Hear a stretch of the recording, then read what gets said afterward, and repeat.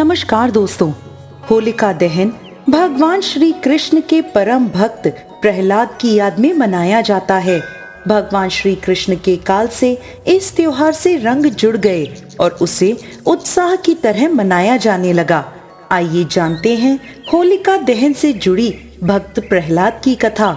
एक समय असुर राज हिरण्यकश्यप विजय प्राप्ति के लिए तपस्या में लीन था। मौका देखकर देवताओं ने उसके राज्य पर कब्जा कर लिया। उसकी गर्भवती पत्नी को ब्रह्मर्षि नारद अपने आश्रम में ले आए। वे उसे प्रतिदिन धर्म और विष्णु महिमा के बारे में बताते। यह ज्ञान उनकी गर्भ में पल रहे प्रहलाद ने भी प्राप्त कर लिया। बाद में असुर राज ने ब्रह्मा के वरदान से तीनों लोकों पर विजय प्राप्त कर ली और अपनी पत्नी को वापस अपने पास ले आया। हिरण्यकश्यप के महल में उसके पुत्र प्रहलाद का जन्म हुआ। वहीं राजा हिरण्यकश्यप बहुत अहंकारी था और वह खुद को ईश्वर मानता था। इसी कारण उसने अपने नगर में हर एक व्यक्ति को इस बात के लिए जोर दिया कि वह किसी भी देवी देवता को नहीं बल्कि उसकी पूजा करें। हर कोई उसके खौफ से उसे पूजने लगा। लेकिन हिरण्यकश्यप का पुत्र प्रहलाद गर्भ में पड़े संस्कारों के तहत भगवान विष्णु का परम भक्त था। बाल अवस्था से ही प्रहलाद ने भगवान विष्णु की भक्ति शुरू कर दी थी। पिता के लाख समझाने के बाद भी प्रहलाद ने उनकी एक न मानी और विष्णु भक्त बना रहा। इससे क्रोधित होकर हिरण्यकश्यप ने अपने गुरु को बुलवाकर कहा कि ऐसा कुछ करें कि यह बालक विष्णु का नाम रटना बंद कर दे।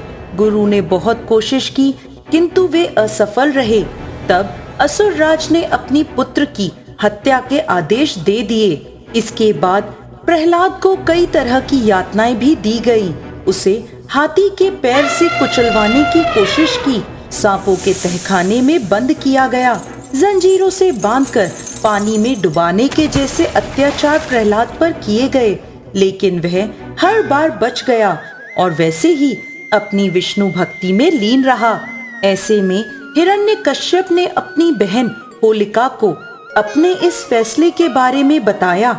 होलिका को ब्रह्मा जी से एक ऐसा दुशाल दिया गया था जिसे ओढ़कर वह अग्नि से भी नहीं जल सकती थी।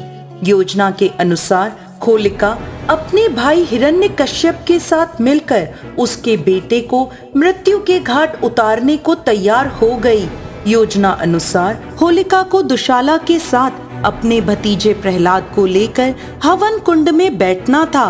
इसके बाद फागुन मास की पूर्णिमा तिथि को होलिका प्रहलाद को लेकर कुंड में बैठ गई। लेकिन भगवान विष्णु की कृपा से अचानक से ऐसी तेज हवा चलने लगी कि उस दुशाला ने उड़कर प्रहलाद को ढक लिया और होलिका उस अग्नि में जलकर भस्म हो गई और प्रहलाद का बाल भी बाका नहीं हुआ। यह देखकर हिरण्यकश्यप अपने पुत्र से और अधिक नाराज हो गया। हिरण्यकश्यप को एक वरदान था कि वह ना दिन में मर सकता था, ना रात में, ना जमीन पर मर सकता था और ना आकाश या पाताल में। ना मनुष्य उसे मार सकता था और ना जानवर या पशु पक्षी।